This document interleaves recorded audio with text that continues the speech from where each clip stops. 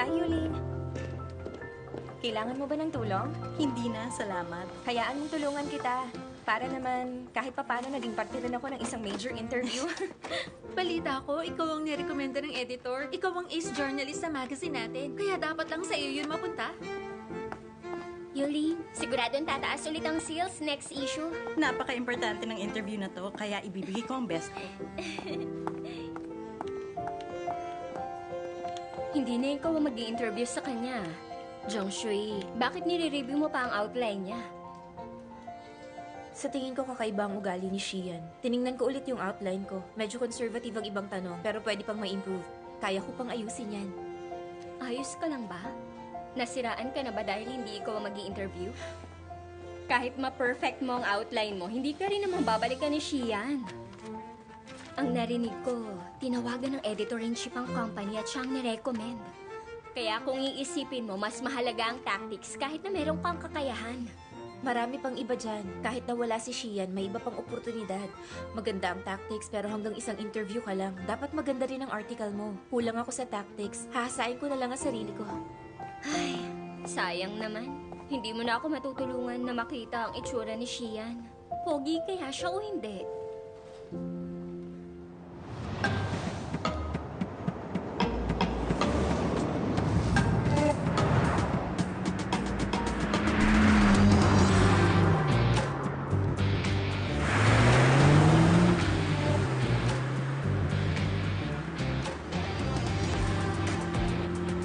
Mr. Shi, nakaschedule ang interview mo mamayang 7 p.m. Pupunta sa office si Shu Yuling para sa interview mo. Hindi naman si Miss Shaw ang pinili kong interviewer. Siya po ang nirecommend ng editor-in-chief ng magazine. May malawak daw po siyang karanasan at saka may kalidad ang pagsusulat niya. Kung Q&A lang ang interview, hindi na ako kailangan. Ipadala mo na lang ang mga sagot ko. Ang interview dapat may totoong pag-uusap at diskusyon. Mas gusto ko ang interview outline ni Miss Chang. Pasensya na, Mr. Shi. Hayaan niyong ayusin ko to.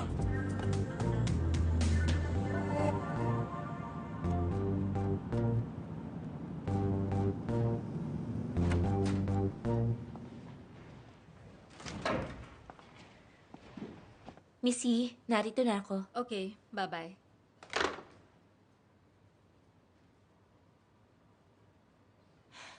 Huwag na kayong mag-abala. Alam ko, okay lang.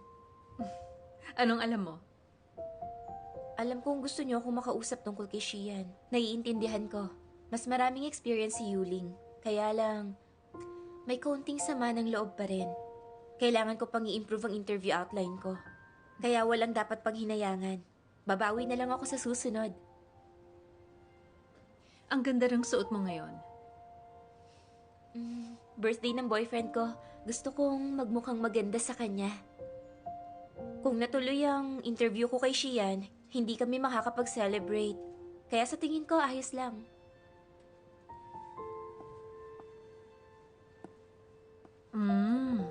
Ganun ba?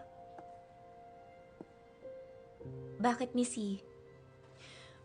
Tumawag ang staff ng Yunchuang para sa interview mamaya. Ang gusto ni Shian.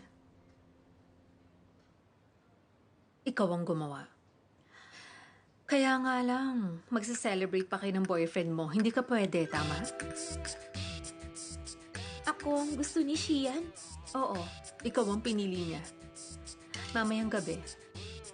Okay lang sa'yo, hindi ba? Oo, syempre, okay lang. Sure ka? Oo. Okay. Mamayang 7 p.m. Kakausapin ka ng assistant ni Shian para sa mga detalye. Okay, maghahanda na ako. Sandali lang. Paano naman ang boyfriend mo? Taon-taon naman siyang nagbe-birthday. Bihira ang chance na ma-interview si Shian. Tatapusin ko na lang agad ang interview para makahabol pa kami. Ikaw talaga, Jiang Shui. Mr. Shi, naayos ko ng details ng interview mo. Gusto niyo bang gawin niyo sa main conference room? Darating ang representative ng Lian sa meeting, di ba? Pinareserve ng Department 1 ang main conference pero kinancel nila. Na-reschedule to sa umaga kasamang representatives ng Ling at Lian. Parehong sa umaga? Opo, base sa system, personal tong inayos ni Mr. Fang.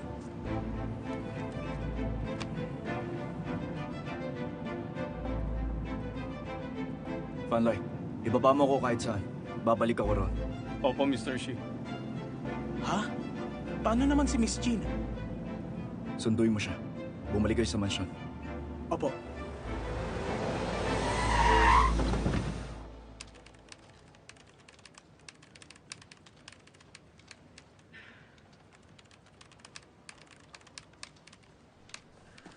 Teka, pwede mo pakicheck mo to? Ang galing mo talaga. Nasecure mo ang cover para sa issue ngayong taon. Wala pa nakakagawa nun sa magazine natin. Uy, 8 issue lang ang record ng editor natin sa isang taon.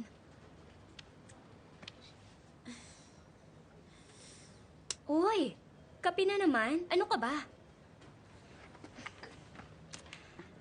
Ito ang inumin mo. Salamat sa pag-check ng Tingin mo, bakit kaya bigla nagpalit ng interview journalist ang Yun Chuang? Marunong lang kumilatis ang boss nila. Shishiyan? Mukhang tama ang sinabi mo tungkol sa kanya. Kung hindi, hindi niya gagawing successful ang Mingyon Yun Chuang sa loob ng ilang taon. Pero alam mo, medyo kakaiba talaga siya. Teka, alam mo nung may problema ang Mingyu Group, iniwan niya ang kumpanya ng pamilya niya at gumawa na lang siya ng sarili niya. Ano kayang iniisip niya? Alam mo ba kung gaano katindi ang mga chismis sa kanya? Yung iba, ang tawag sa kanya runaway prince. At saka, isa siyang duwag at makasarili. Meron ding issue sa girlfriend niyang artista, si Baylin. Sabi nila iniwan daw siya agad. Pero sa tingin ko, mukhang malakas ang loob niya. Sa kabila ng mga pagdududa, pinili niya pa rin ang landas na yon. Kailangan matatag ka.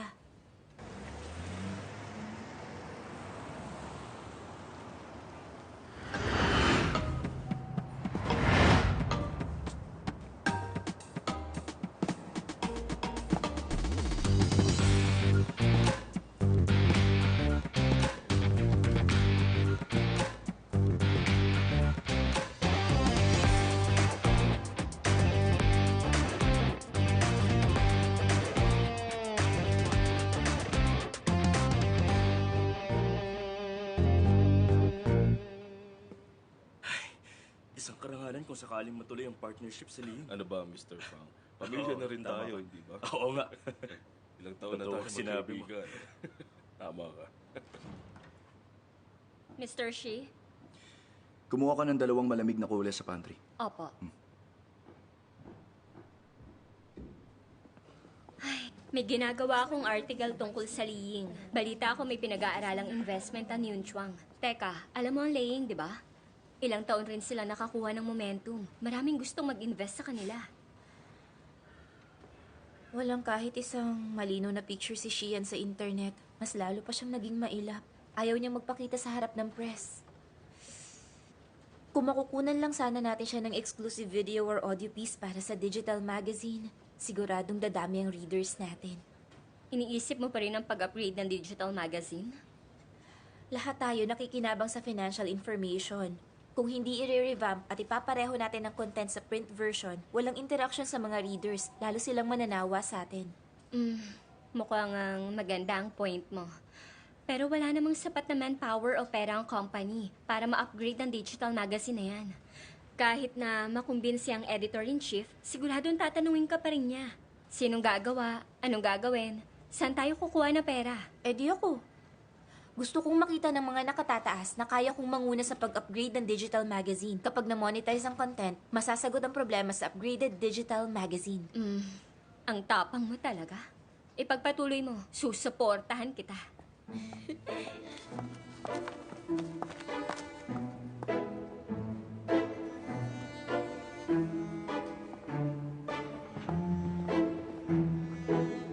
Dumalaw ka naman ng madalas sa akin.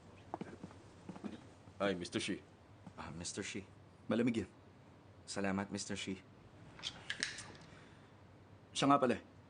Tiningnan ko ang in-update mong data habang papunta rito. Maganda ang progress. Oo, kagabi lang namin natapos yon. Lily, samahan mo si Mr. Shi sa kabila. Susunod ako. Yes, Mr. Shin. Mr. Shen, dito tayo.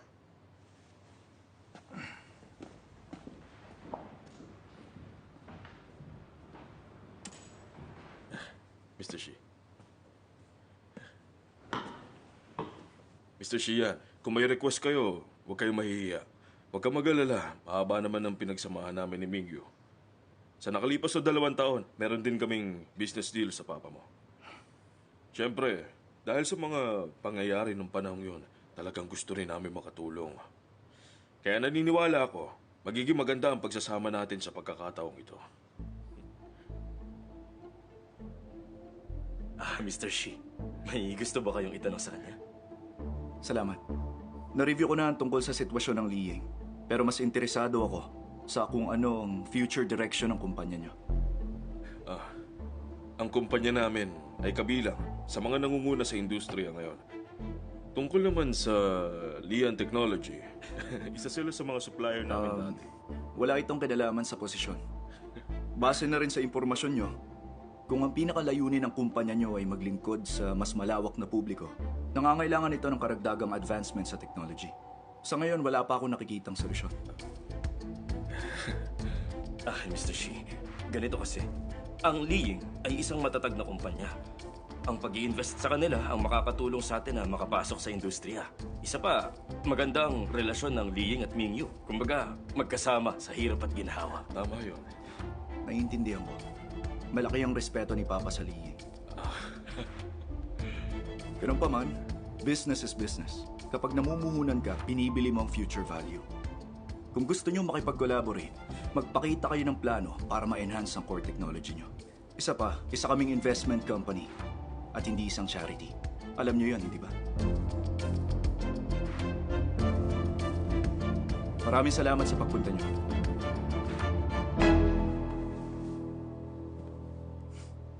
Mr. Fang, pakihatid si Mr. Lee. Pero, Mr. Lee!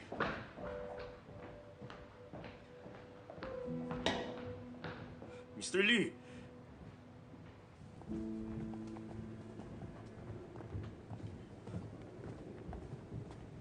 Mr. Lee. Dito po tayo.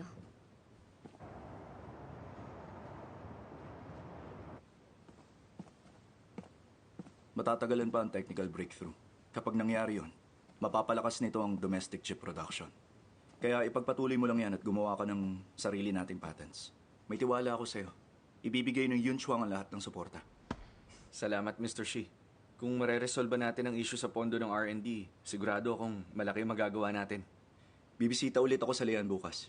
Pag-usapan natin yan. Sige, alis na rin ako.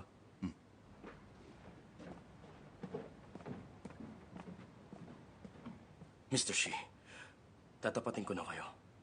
Matagal ng kaibigan ng papa mo at ni Mr. Tian ang may-ari ng Liying. Kaya kung ipipilit mo ang Lian, nag-aalala ako na hindi mo makumbinsi ang buong board. Mahalagang bahagi ng investment ang mga meeting. Kung di mo kayang ayusin ang meeting schedule sa mga potential partner, paano ko ipagkakatiwala ito sa'yo? Base sa future trends ang investment ng Mingyu, hindi personal na koneksyon.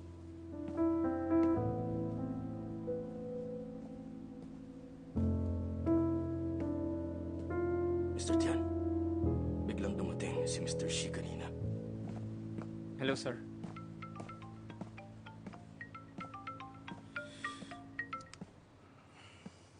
Hello, Tito. Di ba nangako ka na susunduin mo May ako? nangyari kasi. Tito, hindi mo na ba ako mahal? Mr. Shi, Mamaya na lang tayo mag-usap ulit. nihatid ko na si Miss Jean.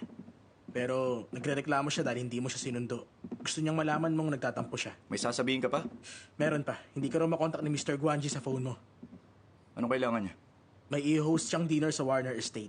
Pinipilit niya na pumunta ka. Busy ako. Inaasahan ni Mr. Guanji na yan ang sasabihin mo. May mahalagang tao raw siyang ipapakilala sa'yo.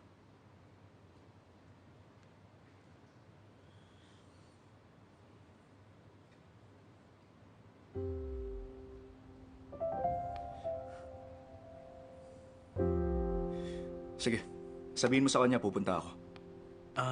Paano pala yung interview mo?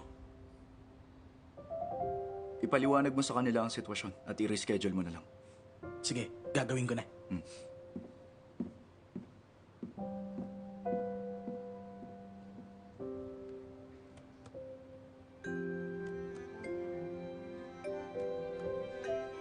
Hi babe, mag-overtime ka ba? Xingzhou, naalala mo ba yung sinabi kong interview ko kay Xian? Sinabihan ako ng editor ko na pinalitan ng journalist na mag interview kay Xian.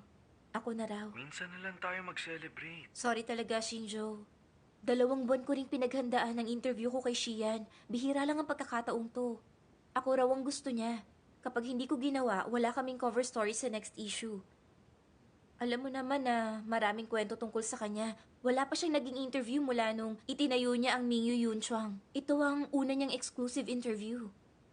Sige, mag-celebrate tayo pagkatapos. Hihintayin kita sa baba ng office niyo. Pasensya na talaga, Shinjo. Biglaan talaga. Ayos lang, naiintindihan ko. Matagal ka naghanda para sa interview na to. Kailangan mong sulitin to. Maraming salamat, Shinjo. The best ka talaga. 7 p.m. ang interview ko. Pipilitin kong matapos agad. Masasamahan pa kita na mag-blow ng kandila sa birthday cake mo. Kapag tapos ka na, susunduin kita. Isasend ko ang location mamaya. Salamat talaga.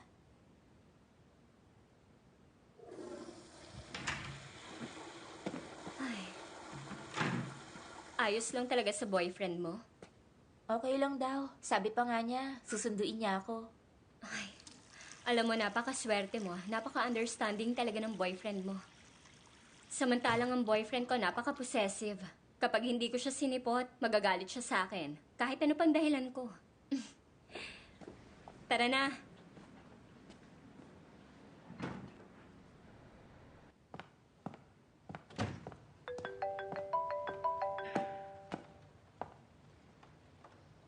Hello, Miss Jiang. Ako si Chen Xiang ng Mingyu Yunxiang. Hello, Mr. Chen. Miss Jiang, kailangan i-cancel ni Mr. Xi ang interview mamayang gabi. I-reschedule na lang natin. Pasensya na talaga. Ha? Kailan kaya namin pwedeng gawin ng interview? Sa parehong oras, sa susunod na linggo. O sa ibang araw na pwede ka next week. Kung next week pa ang interview, wala kaming cover story para sa next issue. Pwede kayang maglaan ng oras si Mr. Shi sa Makalawa? Sa umaga man yan o sa gabi. Kahit hatiin natin. Sa tingin ko, imposible yun. Fully book ang schedule ni Mr. Shi hanggang sa Makalawa. Pero, 2 oras kaya ngayong gabi? O kahit isa lang? May personal na lakad si Mr. Shi. Hindi talaga siya pwede. Pasensya na. Pero,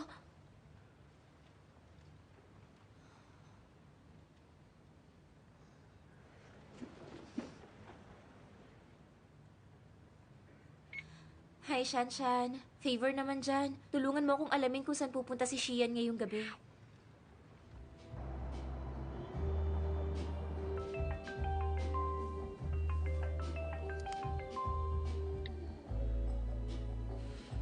Hello? Anong sabi mo? Si Mr. Shian? Hindi ko siya kilala eh. Pero maswerte ka dahil kilala ko ang kaibigan niya na si Guanji. May private banquet sila sa Warner Estate ngayong gabi. Pupunta ang mga kilalang tao sa Jiangcheng na may connection sa Guan Capital. Hindi ko lang alam kay Shian. Pupuntahan ko na lang din. Teka nga, hindi ba kayo magsa-celebrate ang birthday ni Xingzhou ngayon? E di, hindi mo siya sisipotin? Kesa naman, pakawalan ko si Shian. Kung sa bagay, mas charming ang babaeng career-driven. Maraming salamat sa pambobola mo.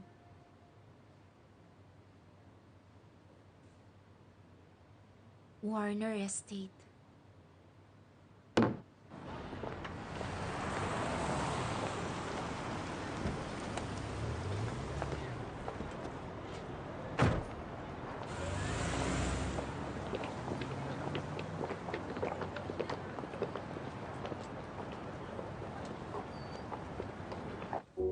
Please enjoy.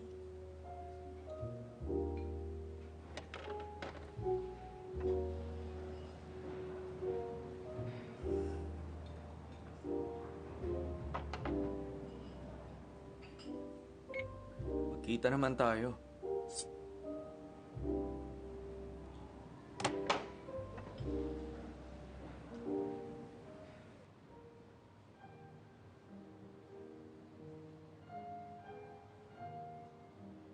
Mr. Chen, magandang gabi. Nasa Warner Estate ako. Ha? Miss Jiang, paano mo...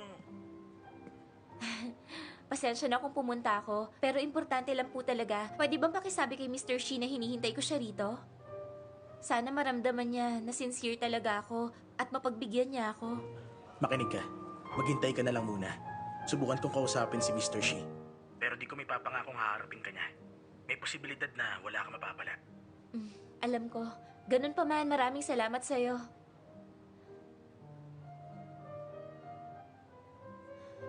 Inorganize ni Guanji ang banquet at pinapunta ang lahat para kumain at uminom. Baka hindi naman ganun. Balita ko si Yuyu. Nirecruit pa ng Guan Capital mula sa ibang bansa. Professor siya sa university. Guan Capital lang ang kukuha sa kanya bilang consultant. Nakita ko rin ang anak ni Shi rito. Hindi maaasahan ang anak ni Shi Wanguang. Noong mga panahong may problema ang Mingyu, nagsarili pa siya. Kaya si Shi Wanguang, ipinagkatiwala na lang ang kumpanya sa manugang niya. Grabe talaga. Sa tingin ko, ang mga binata ng pamilyang Guan at Shi, mga ambisyoso, ay kinuha pa silang profesor. Mukhang may pinaplano silang malaki. Yung isa mahihain, yung isa puro party. Ano naman ang magagawa nila? Di magpayabangan.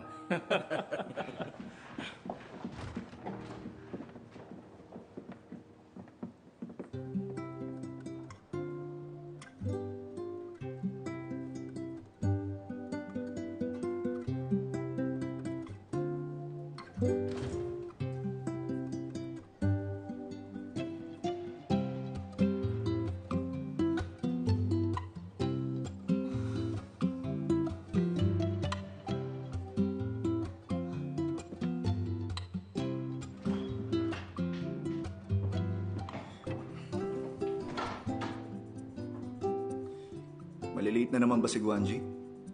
Ha? Sabi niya naipit siya sa traffic pero malapit na rin siya.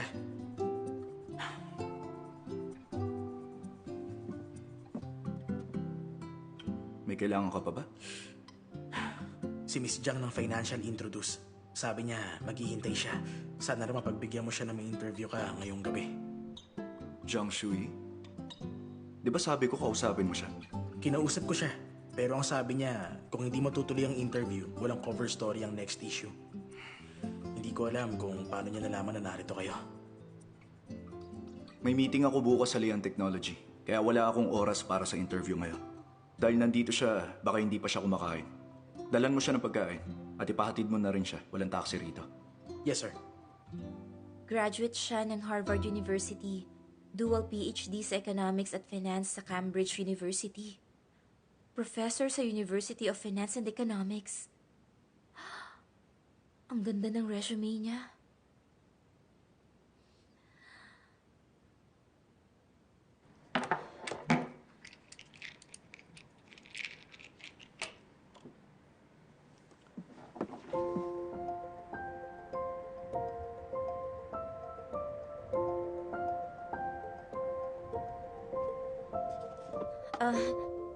Salamat. You're welcome.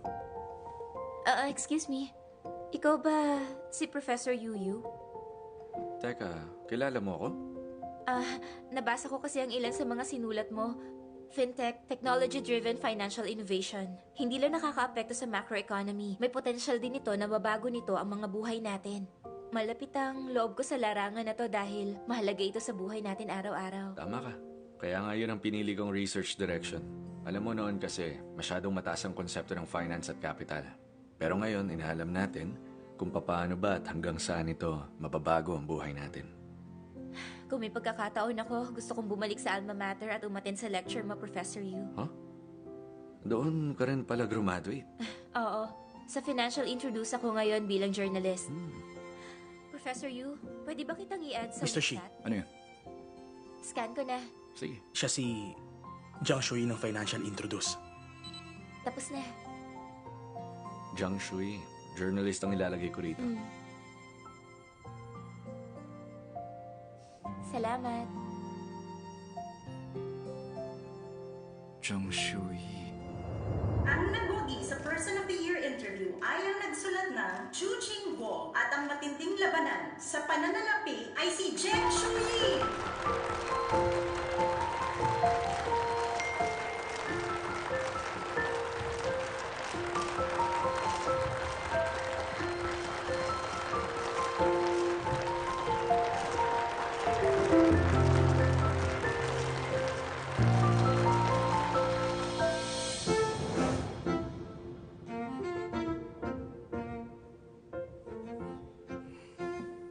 Pasensya na talaga, late na ako dumating. Guanji! Tagal na natin hindi nangangabayo. Pasensya na talaga. Ang balita ko kasi nasa Shanghai ka raw. Nakabalik na ako. Kung ganun, magkita na lang tayo bukas. Sa pagkakaalam ko, hindi bukas sa media ang banquet na to. Tama. May hinihintay kasi ako na interviewee.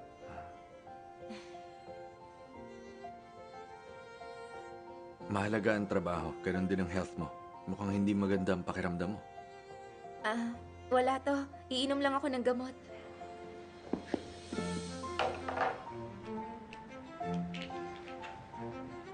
Mauna na kami sa loob. Sige.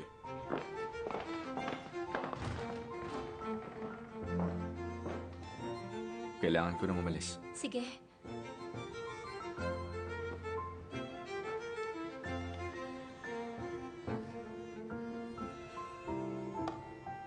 Pumasok na tayo.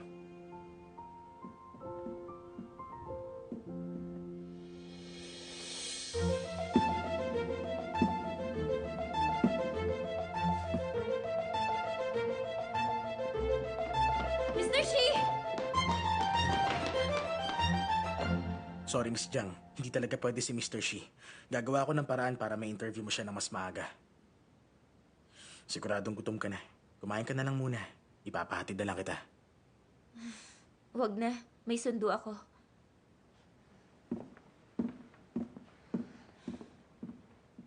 Malapit na yun eh. Kahit ipakita mo lang sana ang mukha mo. Masaya ako makita kayo. Ganun din ako. Mr. John, para sa tagumpay. Sarap ng wine. Mr. Wang, kamusta ka na ngayon?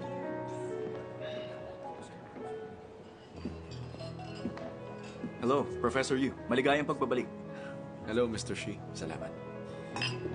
Nabasa ko ang research mo sa epekto ng financial constraints sa financing behavior ng mga kumpanya. Naiiba sa domestic perspectives. Nung nakaraang taon pa yon, medyo mahaba yon. Nagbago na ang pananaw ko ngayon. Tanggapin ang pagbabago. Masaya akong kinuha ka ni Guanji. Marami kaming pagkakataong humingi ng payo sa'yo. Sobra naman yon. Walang limitasyon ng Yun Chuang. Magtulungan tayo.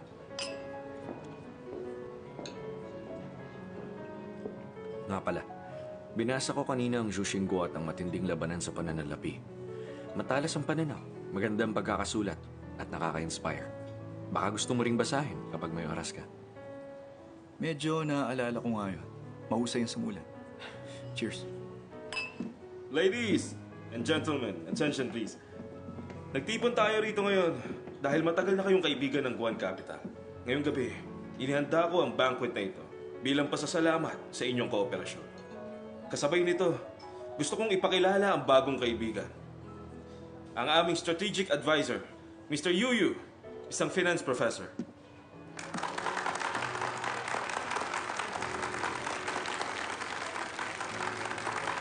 Salamat.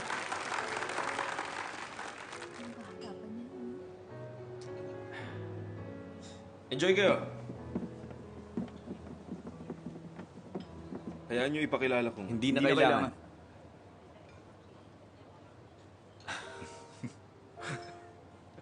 Yuyu, alam mo bang noon ka pa niyong gustong makilala? Teka, hindi ko pa siya nakitang naging ganyan, kahit sa mga babae. Totoo ba yan? Okay, may dapat tayong ayusin. At meron na tayong expert. Suportado tayo ng dad ko at sigurado ako ron. Kailangan nating manalo sa mga old-timers sa Yunchuang.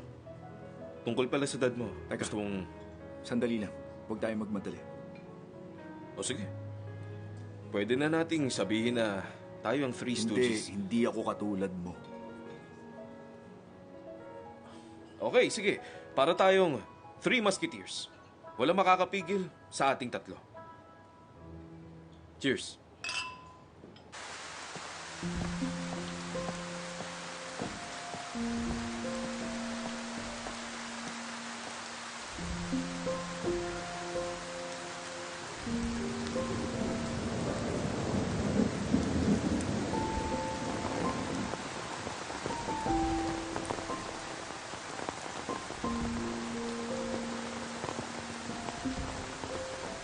Shinjo, nasan ka na? Sobrang traffic. Hintayin mo lang ako. Punta na ako. Sige, nandito lang ako sa tabi para hindi ka na maghanap sa akin.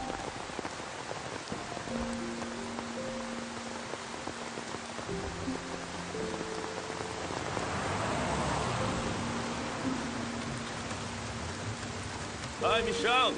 Long time no see ah. Anong ginagawa mo dyan? Long time no see, Mr. Zhang. May hinihintay lang ako. Pasensya na, hindi ako nagkaroon ng pagkakataong magpasalamat sa'yo ng maayos. Ang ganda ng sinulat mo para sa akin. O gusto mo ba ihatid na kita? Salamat, Mr. Zhang. Dahil sa karanasan nyo, kaya ako naisulat yon. Parating na ang boyfriend ko. Huwag na kayo mag-alala. Okay, sige. Ingat ka. Uy, miss! Mag-isa ka lang ba? Gusto mo atid na kita? Malakas ang ulan. Mahirap makasakay. Salamat na lang po. Parating na ang boyfriend ko. Ba't mag-isa ka kung talagang may boyfriend ka? Hindi ba pwede mag-isa kahit may boyfriend?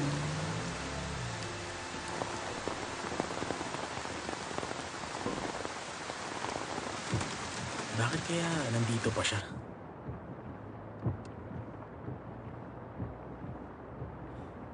Hindi mo ba siya hinanapan ng masasakyan? Sabi niya may susundo sa kanya.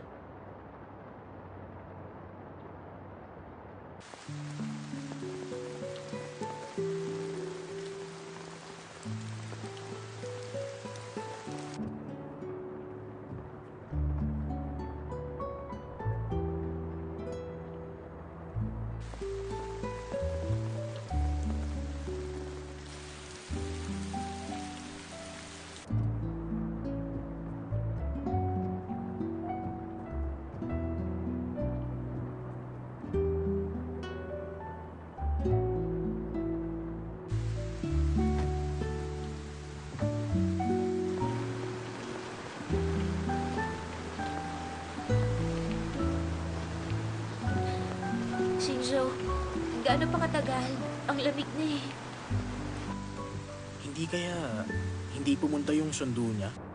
Sa ganitong oras sa lugar na to? Sabayan pa ng ulan? Mahirap makasakay.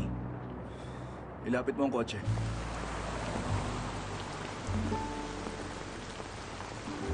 Oo, umuulan. Hinihintay ko ang boyfriend ko. Tama, may boyfriend ako. Salamat, paalam.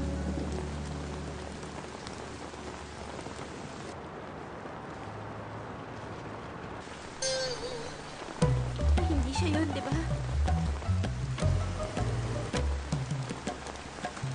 Sige, alis na.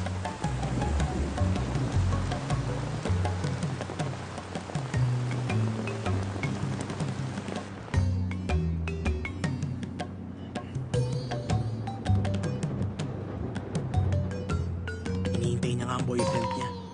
Hindi ko akalain na may boyfriend nga talaga siya. Ilang beses kaming magkausap sa phone. Palagay ko madali naman siyang pakisamahan. Siguro dahil hindi natuloy yung interview, tapos may mga taong kinukulit siya. At ang lamig pa, kaya naman naiinis na siya kanina. Mukhang concerned ka kung may boyfriend nga siya. Wala. Hindi po. Ang sa akin lang, maganda talaga siya at masipag sa trabaho. Normal lang na magka-boyfriend siya. Sa tingin mo maganda siya at masipag sa trabaho? Siyempre naman, malaki ang tiwala nilang lahat. Lalaktaw po siya ng rango at magiging deputy editor. Tiyan siyang, may napansin lang ako. Ano po yun? Mas malaki ang talent mo maging marites kaysa assistant. Ay.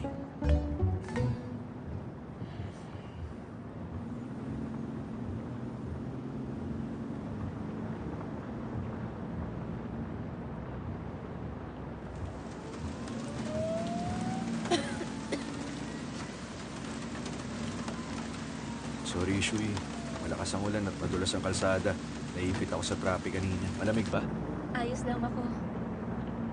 Kumusta ang birthday mo? Masaya ba? Ay, wala ang girlfriend ko. Paano ako sasaya? Pasensya na talaga. Sinong kasama mong nag-celebrate? May iba pa ba? Si Shufang? Nagkukulo na pala siya ngayon? Hindi matapang at kakaiba ang amoy. Maganda ang taste niya. Kapag nagkita uli kayo, tanungin mo siya kung anong cologne ang gamit niya. Sa tingin ko, bagay rin yun sa'yo.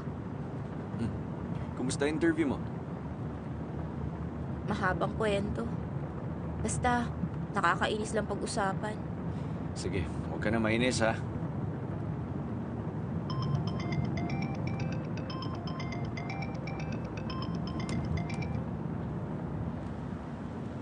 Bakit pinatay mo? Sa'yo lang ako pagkatapos ng trabaho. Walang pwedeng tumawag. Sumama ka muna. Ipagluluto kita ng noodles. Huwag na, masyado nang late. Hindi rin magandang pakiramdam mo. Bawi ka na lang sa susunod. Bakit napaka-considerate mo? Kasi mahal kita, nasisiraan ka na.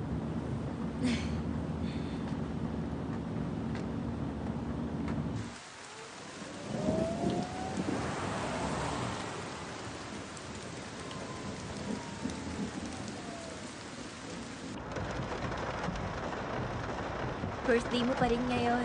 Happy birthday, Xingzhou. Salamat, babe. Papasok na ako.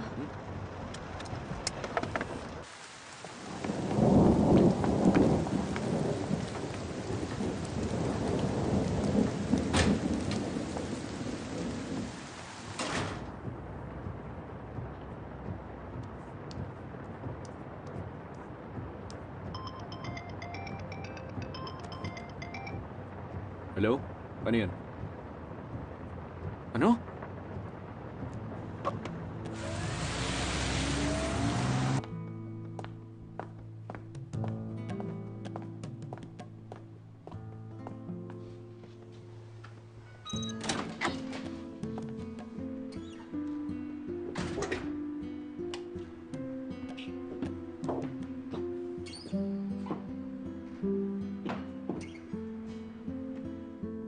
Ay, kailangan kong masabihan agad ang editor.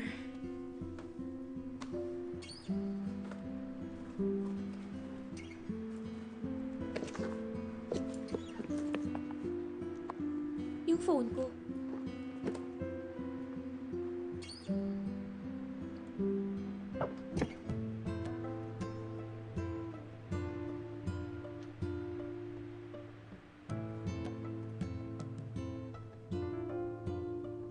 Ospital? Paano nakarating dun? Nanakaw? Alam ko hawak ko yun pagsakay ko sa kotse. Anong ginagawa ni Xingzhou sa ospital? May sakit ba siya? Baka naaksidente siya.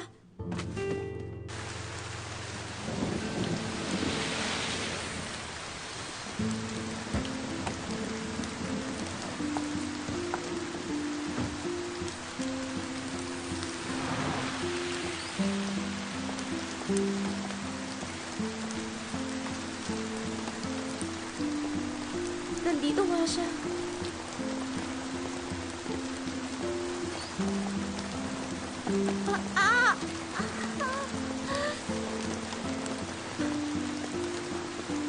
Ang plaka na ganito.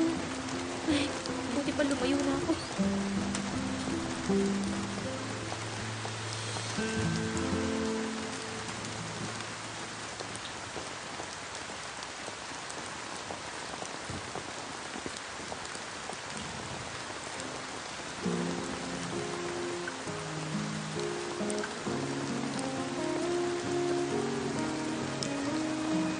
Kaibigan niya siguro. Normal lang na dalawin na kaibigan sa ospital.